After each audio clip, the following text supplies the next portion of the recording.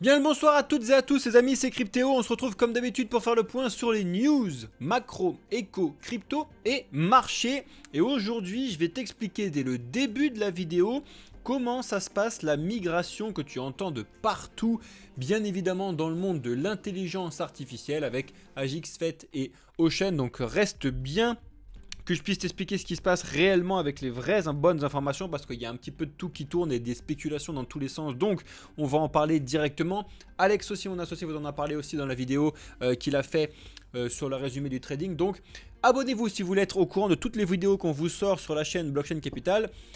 Activez la cloche bien évidemment, merci à tous ceux qui lâchent un like dès le début des vidéos, vous êtes les GOAT, merci à vous les amis, merci à tous ceux qui lâchent des commentaires également.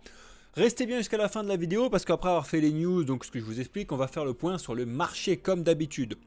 Bref, trêve de bavardage, laisse place à la vidéo. Jingle, on est parti. Donc, je t'ai remis de nouveau le bleu-rouge. Pourquoi? Je vais t'expliquer ça à la fin de la vidéo parce que on est sur la zone haute donc du moment d'hésitation, enfin du crochet d'hésitation qu'on a sur Bitcoin, tant qu'on n'est pas sorti ou à la hausse ou à la baisse, je resterai sur cette partie bleu-rouge. Je t'explique ça tout à l'heure. En attendant, tu vois qu'on a quand même un très gros gagnant, à savoir le Dodge, et je vais t'en parler justement tout à l'heure. On a le Floki aussi un petit peu, mais on va en parler tout à l'heure.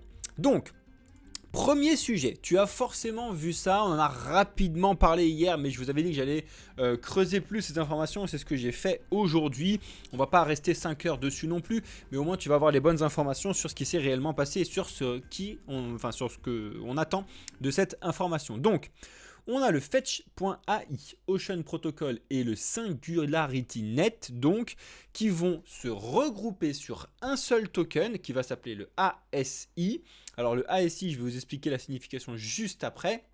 Et le but du jeu, c'est donc d'unir leurs forces pour pouvoir faire la vraie concurrence du coup aux très gros projets qu'on a au-dessus, type ChatGPT, enfin bref, les projets qui sont axés sur l'intelligence artificielle. Donc voilà, ça c'est vraiment l'annonce officielle que je vous ai montré ici.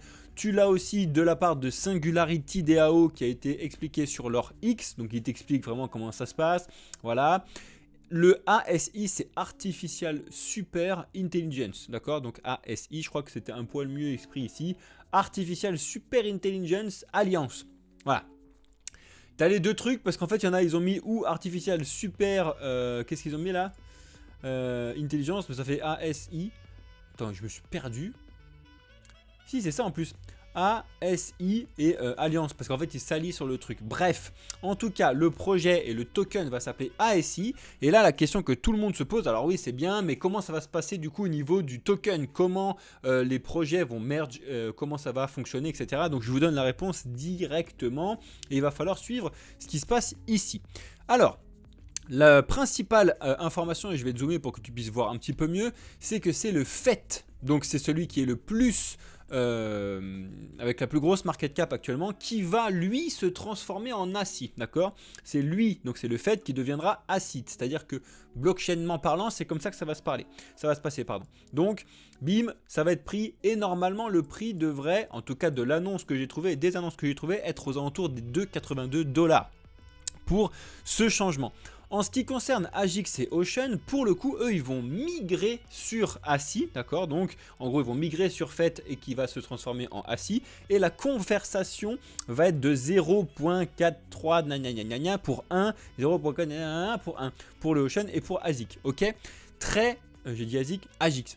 Donc ça, c'est vraiment important et c'est les informations que tu dois savoir. En tout cas, jusqu'au 26 mars, si jamais on met en place à ce prix-là, ça donnera du coup une market cap totale de 7,6 milliards du coup de dollars. Hop, et j'ai raté complètement le truc que je voulais faire. Mais non, attendez, bougez pas. Coin market cap, je deviens fou moi à force de faire n'importe quoi. Hop, bougez pas. Tac, donc du coup si on arrive sur du 7 milliards et quelques, ça les ferait rentrer tout juste actuellement dans le top 20 de CoinMarketCap. Ce serait vraiment énormissime et c'est aussi surtout l'ambition du projet. D'accord, ils veulent vraiment rentrer dans cette partie-là, dans le top 20 CoinMarketCap et aller beaucoup plus haut parce que forcément tu vas pouvoir mettre les puissances de développement, les puissances du coup de marketing, de commerce, etc. Donc ça va, à mon avis, ça pourra aller beaucoup plus haut. D'accord. Ensuite, la vraie bonne question que tout le monde se pose, c'est qui va présider du coup l'alliance ASI? Et bien finalement personne, ils vont continuer à travailler, c'est-à-dire que avec l'annonce qui a été balancée pour l'instant sur Daily Coin, c'est que ça va être l'idée par du coup le CEO de Singularity, le cofondateur de Fetch, le CEO et cofondateur d'Ocean et l'autre cofondateur d'Ocean. Voilà, donc c'est en gros du coup ils vont continuer à opérer théoriquement de façon séparée en termes d'entité du coup, mais ils vont collaborer justement pour pouvoir mettre en place la tokenomique du ASI. En tout cas, c'est l'information qu'on a officielle pour l'instant, d'accord. Ensuite, en ce qui concerne quand est-ce que ça va se passer, là c'est un poil plus flou. Les informations que j'ai trouvées, donc c'est d'ici 1 à 2 mois, le temps qu'ils mettent encore en place tout le bazar. Mais forcément, vous vous rendez compte que c'est pas si simple que ça. Je vous mettrai bien évidemment toutes les informations que j'ai trouvées dans le Discord, comme d'habitude. Donc n'hésitez pas à nous rejoindre sur le Discord, n'hésitez pas à regarder dans la description aussi. Vous avez notamment notre site internet et je pense que notre site internet c'est quelque chose que vous devez aller voir parce que vous allez vous rendre compte qu'on est une société, qu'on a été noté, qu'on n'est pas juste là pour vous faire des vidéos, on est une vraie société axée sur l'investissement, du coup l'éducation, etc. On peut vous apporter plein de choses. Bref, allez voir le site internet que vous avez en première ligne de description. Vous puissiez vous rendre compte de qui on est. Je sais plus si c'était sur cette information là que j'avais trouvé un petit peu la date, mais j'avais vu aux alentours de avril-mai, potentiellement plutôt avril, donc là d'ici le mois prochain, pour pouvoir gérer un petit peu toutes ces informations là. Si tu as plus d'informations au moment où tu regardes la vidéo et que tu as une date précise de quand est-ce que du coup on va avoir cette migration, du coup le fait qu'il va changer, etc. Dis-nous tout ça en commentaire, comme ça au moins on va pouvoir s'entraider dans la communauté. Merci à tous ceux qui le font. Voilà, donc ça c'était vraiment l'annonce la plus importante du moment que tout le monde regarde et que justement potentiellement ça pourrait relancer une AI season comme on l'avait un petit peu vu déjà dernièrement. Pour l'instant, au moment où je tourne la vidéo, pas encore, mais ça pourrait arriver, donc tous les projets d'intelligence artificielle pourraient de nouveau exploser. Je vous mets en garde encore une fois de nouveau parce que du coup, beaucoup trop de projets se lancent, arrivent, disent qu'ils sont intelligence artificielle alors qu'il ne se passe rien du tout. Sachez que n'importe qui, et toi le premier, tu peux lancer un projet avec marqué intelligence artificielle et faire réellement de l'intelligence artificielle parce qu'il y a énormément de projets open source que tu peux récupérer. Mais du coup, tu n'apportes rien, c'est pas vraiment intéressant ton truc, donc je vois pas pourquoi ça pourrait aller plus loin. Donc il faut faire très attention et distinguer les réels projets qui apportent une réelle plus-value aux juste simples copies. Et pour l'instant, c'est le Far West total parce que c'est vraiment pas simple à trouver. Mais on vous fait le travail comme d'habitude chez Blockchain Capital, donc rejoignez la famille. On continue avec les autres informations et ça y est, la sentence est tombée pour Sam Bankman-Fried, donc SBF. Il va écoper de 25 ans de prison, donc c'est moins pire que les 110 ans qu'il pouvait aller chercher, mais ça fait quand même vachement mal à 30 et quelques années. Il va ressortir un petit peu vieux de ce bazar-là, mais en même temps, qu'est-ce que tu veux que je te dise? C'est comme ça. En tout cas, si vous voulez regarder un petit peu ce qui se passe là-dessus, je vous mettrai bien évidemment toutes les informations. Mais en tout cas, voilà, il a fait quand même perdre plus de 10 milliards de dollars à des millions de victimes. C'est une catastrophe. Donc, il a pris cher et surtout, voilà, ils s'en servent d'exemple. Je suis désolé SBF, mais tu sers d'exemple un petit peu pour tout le monde et c'est comme ça. On continue avec d'autres petites informations côté VC, donc Venture Capital. Donc, c'est les projets donc, des fonds qui mettent donc des levées de fonds, enfin, qui permettent des levées de fonds à des projets. Ils ont créé donc un fonds à 75 millions de dollars pour pouvoir trouver donc des nouveaux projets à financer. Donc encore une fois, tous ceux qui pensent qu'il n'y a plus rien à faire dans l'écosystème crypto et qu'il n'y a pas de nouveaux projets qui se lancent, c'est totalement faux. On continue avec KuCoin. Alors KuCoin, là j'ai l'impression qu'ils sont en train... Ça c'est ce type de mouvement, moi je trouve ça assez inquiétant. Mais bon, encore une fois, ça peut très bien se passer, mais il faut quand même mettre un petit warning sur cette information-là. Vous le savez, ces derniers jours, KuCoin est en grosse souffrance sur plein de choses et je vous ai expliqué toutes les informations dans les dernières vidéos, donc allez les regarder sur la chaîne Blockchain Capital, ce sera plus simple. Mais là, ils sont vraiment solution de dernière chance, parce qu'en fait ils veulent vraiment redonner un petit peu d'engouement sur la plateforme, et donc ils vont faire un airdrop de 10 millions de dollars en KCS forcément. Et après ce qui est marrant, c'est que c'est en Bitcoin. Alors je sais pas comment ils vont foutre, c'est à dire qu'ils vont prendre leur propre Bitcoin pour enfiler. Bon, ils vont pas enfiler beaucoup, mais je sais pas trop comment ça se passe. En tout cas, c'est un petit peu des moves de dernière chance. Voilà, affaire à suivre. En tout cas, comme d'habitude, vous savez que les exchanges centralisés puent actuellement, on va pas se le cacher, hein, Coinbase, Binance, KuCoin, surtout les plus gros. Donc affaire à suivre. N'oublie pas d'avoir des comptes différents sur plusieurs plateformes. C'est bien évidemment le plus intéressant, le plus important que tu dois faire. On continue, tu sais que je te présente de temps en temps des projets. Là on a MyShell donc, qui annonce donc de faire une levée de fonds de 11 millions en série pré-A, du coup avec Dragonfly, un truc, pour pouvoir avoir une capacité de levée de fonds de 17 millions de dollars. En tout cas, ils sont en train, eux, d'essayer de développer un layer sur l'intelligence artificielle. Eux, ils essayent vraiment de développer quelque chose normalement avec une vraie technologie. C'est un vrai bon projet. Affaire à suivre en tout cas. Mettez ça dans vos petites listes de surveillance, parce que ça fait partie des projets qui font quand même du bruit. C'est-à-dire que le 17 millions de levée de fonds, il y a quand même des gens qui vont regarder le projet, la team, le bazar et tout qui sont derrière. Donc ça n'est pas anodin. On continue avec ce vendredi, donc le 29 mars 2024. Déjà, je vais vous annoncer les points macroéconomiques qui vont tomber. Et surtout, sachez qu'on a 9,5 milliards d'options Bitcoin qui vont expirer ce vendredi. Donc comme on le sait, Alex vous fait des lives là-dessus. Donc mon associé vous fait un live, vous aurez une vidéo. Mais ça peut, comme ça l'a déjà fait, faire beaucoup de turbulences du coup sur les marchés, potentiellement en fin de semaine. Et potentiellement sur le week-end. Tu sais très bien que le Bitcoin, on peut le trader toute la journée et toute la semaine. En tout cas, si vous voulez regarder un petit peu l'analyse qui a été faite ici, comparaison avec l'Open Interest, et du coup ces différentes options qui viennent à expirer, je pense que c'est intéressant et je pense que tu dois essayer de comprendre pourquoi, comment. Donc, regarde la vidéo d'Alex qui va sortir, viens voir le live d'Alex qui va sortir également sur Twitch si ça t'intéresse, et abonne-toi, rejoins-nous sur le Discord si tu as des questions. On a Tether qui continue à se focus sur l'intelligence artificielle, et du coup ils sont ouverts à faire beaucoup de recrutement sur ce sujet pour pouvoir prôner l'innovation. C'est en tout cas une annonce qu'ils ont fait avant-hier, le 26 mars 2024. Si jamais vous êtes intéressé, allez-y. Après, je pense qu'ils vont essentiellement recruter des gens aux États-Unis, mais bref, c'est quand même intéressant pour comprendre que Tether essaye de faire réellement quelque chose. En même temps, ils ont beaucoup d'argent. La question que tout le monde se pose, c'est est-ce que ça va toucher directement l'USDT? Est-ce qu'ils essaieraient potentiellement de mettre un petit peu d'algorithmique dans l'USDT? Il y en a qui disent que c'est une très bonne solution, il y en a qui disent que c'est une très mauvaise solution.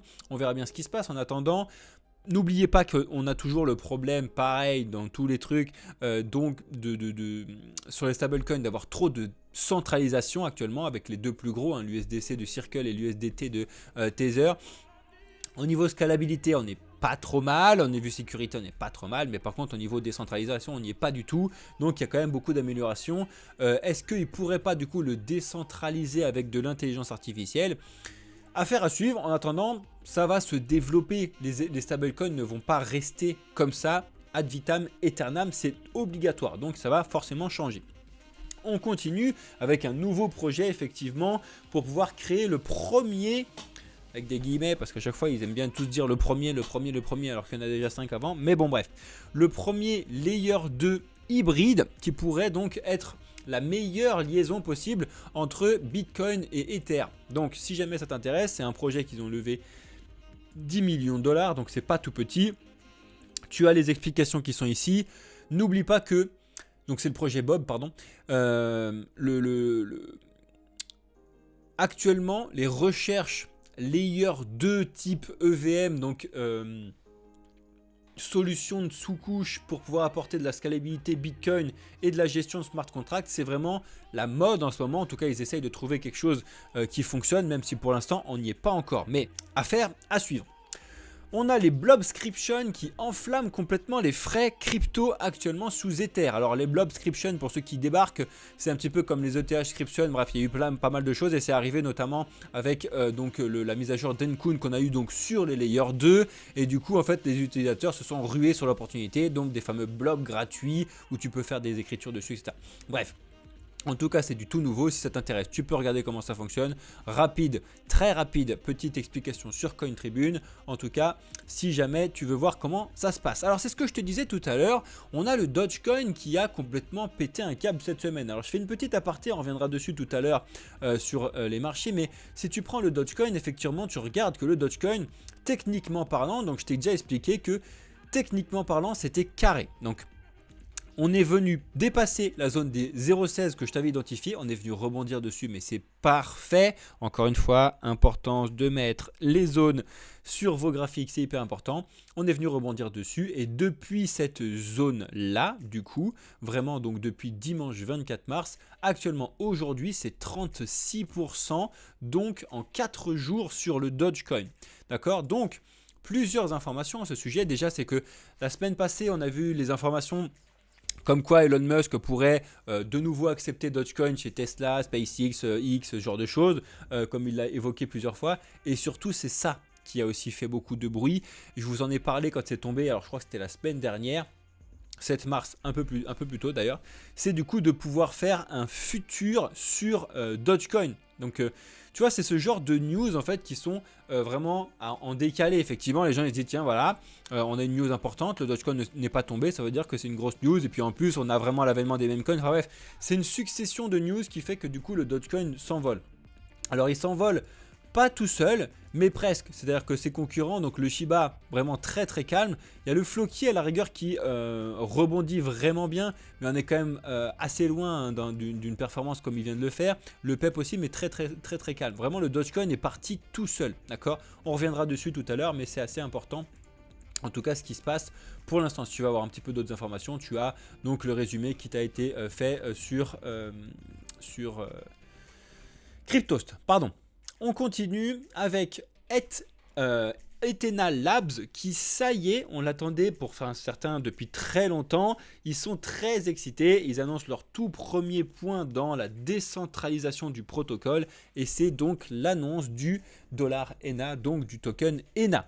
Je pense que vous devez mettre en tout cas ce projet-là de côté dans votre tête, aller regarder ce qui se passe, développement, quoi ça sert, comment ça fonctionne, etc.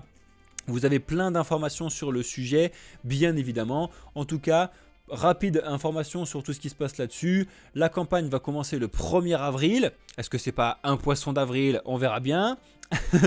Et vous pouvez les récupérer le 2 avril.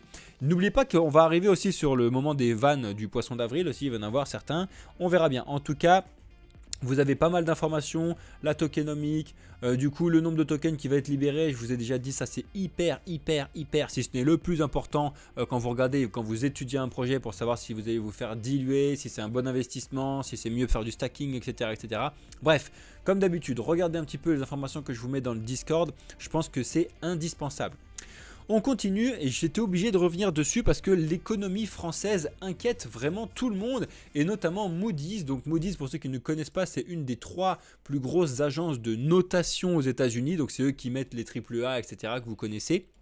Et du coup, ils nous expliquent, donc en faisant le retour, que la France est complètement en train de faire n'importe quoi parce que vous le savez, on a annoncé du coup les 5,5 du PIB en termes de déficit, donc c'est n'importe quoi. Et on a Bruno Le Maire qui a expliqué, vous inquiétez pas, on devrait repasser sous les 3% d'ici 2027.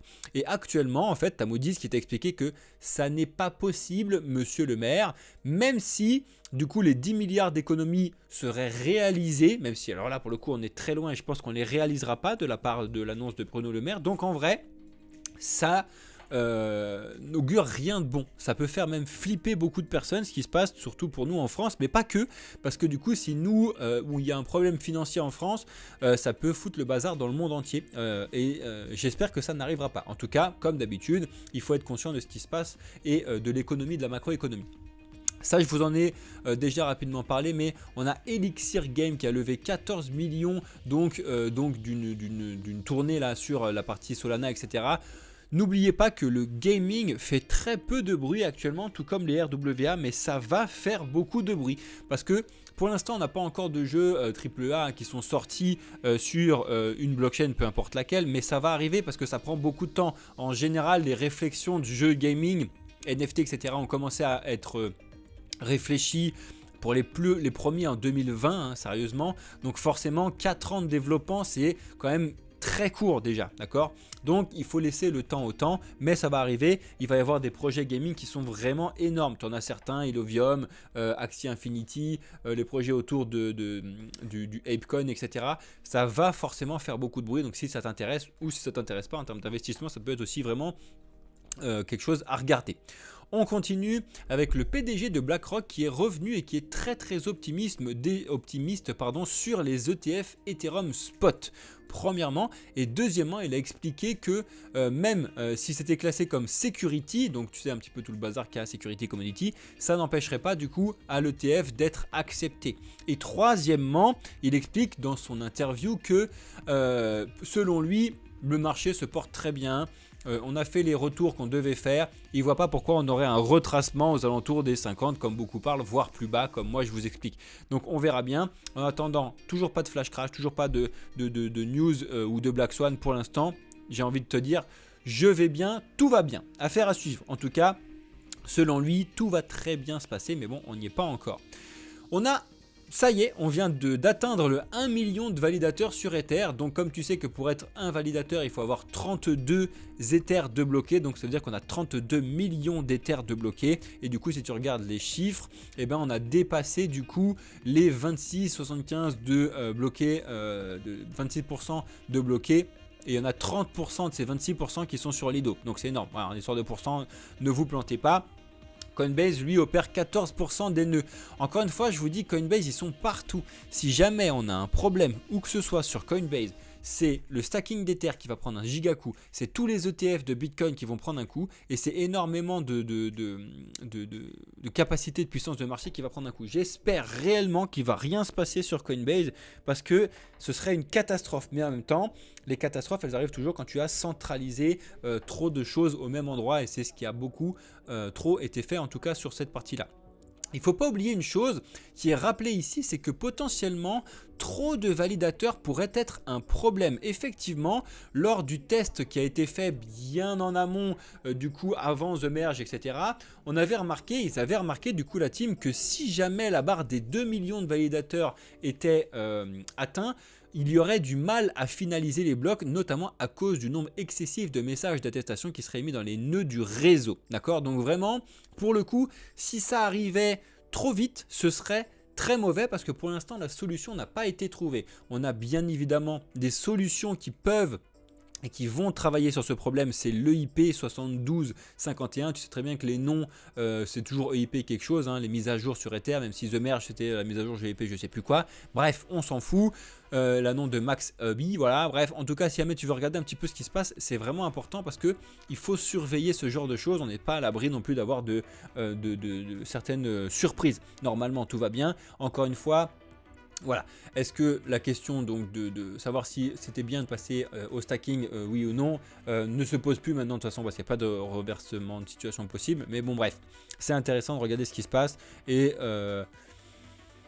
vous savez que je suis un pro minage, moi j'adore le minage. Donc je trouvais ça vraiment dommage quand ils ont fait ce changement. Mais bon, qui suis-je pour expliquer ce qui se passe là-dessus ? Encore une fois, mais ça se concrétise potentiellement les informations d'avoir des ETF Bitcoin spot à Hong Kong. Alors ça ferait énormément de bruit, mais comme d'habitude, c'est notre ami Eric Balchunas qui nous a envoyé l'information. Potentiellement, encore une fois, d'ici à 2 mois, on pourrait avoir un ETF qui devrait arriver à Hong Kong. Alors n'oubliez pas que ça ramènerait encore plus de potentiels investisseurs, institutionnels ou pas, sur du coup la plateforme, sur Bitcoin, pardon. Et donc, ça arriverait justement après le halving. Donc, on verra bien ce qui se passe. Déjà, on va voir ce qui va se passer au halving. Déjà, on va voir psychologiquement comment les gens vont le prendre et qu'est-ce qui va découler un petit peu de ce type d'informations centralisées qu'on va tomber comme d'habitude. En ce qui concerne les informations du coup macroéconomiques, comme tu peux le voir sous tes yeux, on a eu donc le GDP que je vous ai dit qui devait faire son arrivée ce jeudi 28 mars 2024, on a eu donc un 3,4, finalement moins pire que prévu. Donc si tu regardes, c'est potentiellement une bonne nouvelle.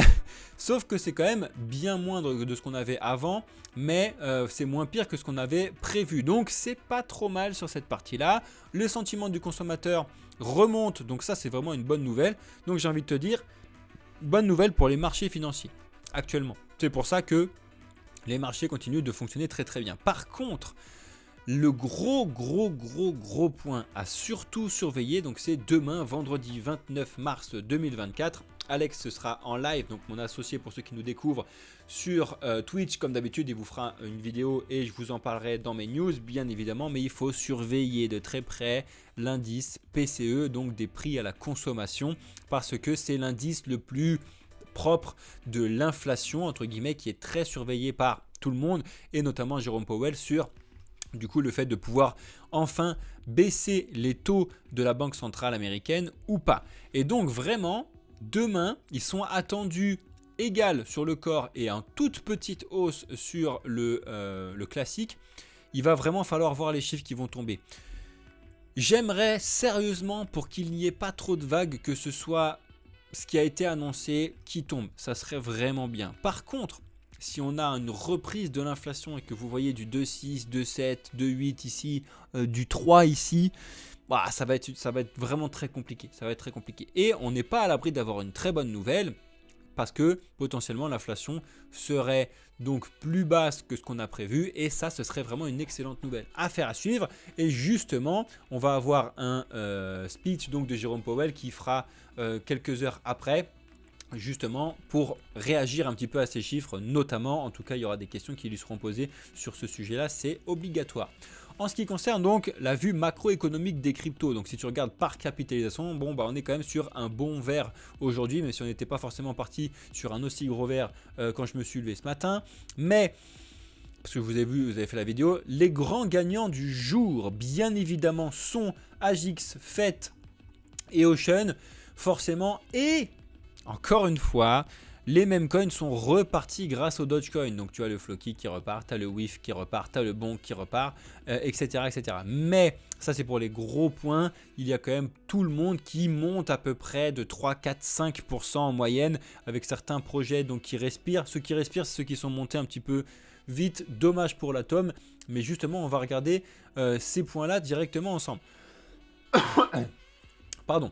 Pour ce qui est de Bitcoin, donc je vous l'ai dit, Bitcoin il est vraiment arrivé sur une résistance très court terme que je peux vous mettre vraiment en gris, vraiment très rapide, en tout cas pile dessus. Je vais la mettre mais je l'enlèverai potentiellement dans les jours à suivre, donc c'est vraiment une petite zone très court terme à surveiller, à savoir les 71 200 à peu près, 71 300.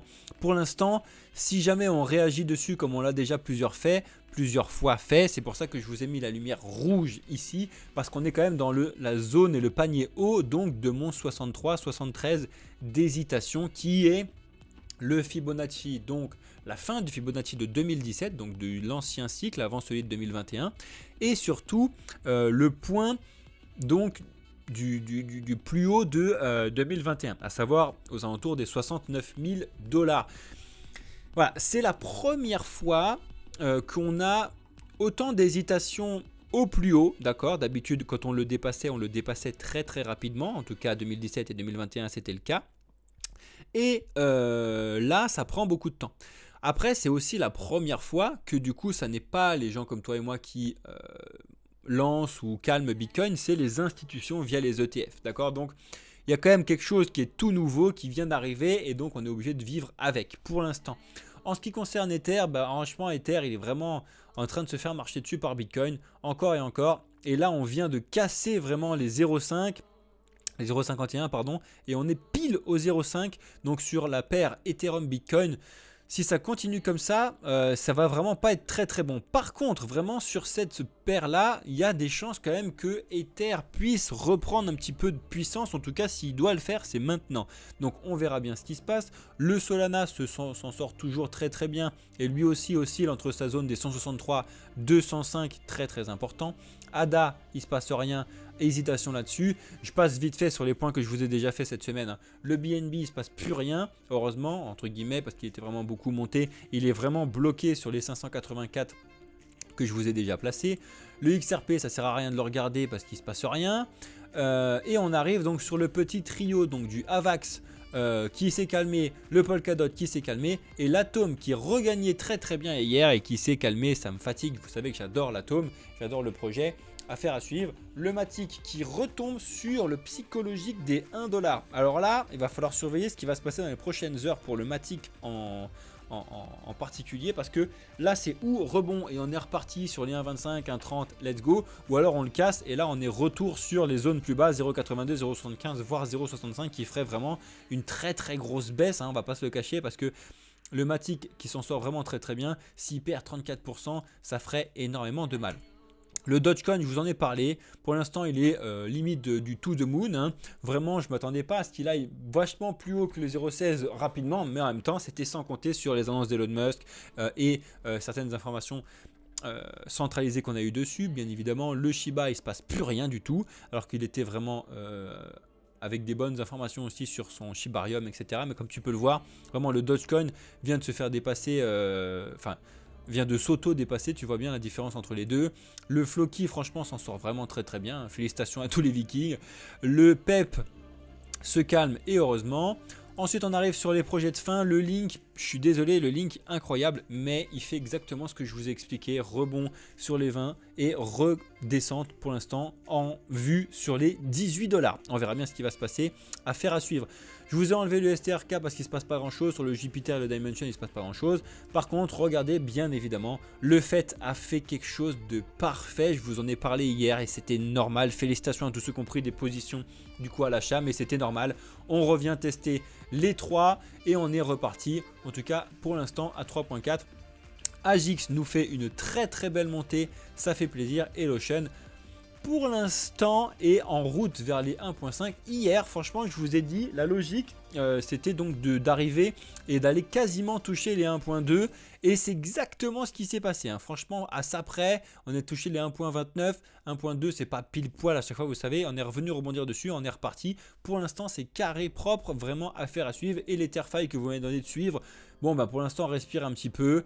Même si c'est pas non plus négligeable, hein, parce que vous savez que c'est un tout petit token, donc le 16% de perte actuellement. Mais il faut pas oublier quand même que depuis du coup le 25 mars, à savoir il y a seulement quelques jours, on a quand même une progression de 80% même maintenant. Donc affaire à suivre sur tous ces projets-là. Bon les amis, on arrive au terme de cette vidéo, j'espère que ça vous aura plu, j'espère que vous avez bien pris le temps de lâcher un like, un commentaire sur les questions que je vous ai posées, notamment sur ACI et du coup le merge entre le FET, l'Agix, l'Ocean. Merci à tous les petits nouveaux qui nous rejoignent en ce moment, merci à tous ceux qui regardent sur notre site, merci à tous ceux qui découvrent le premium avec nous.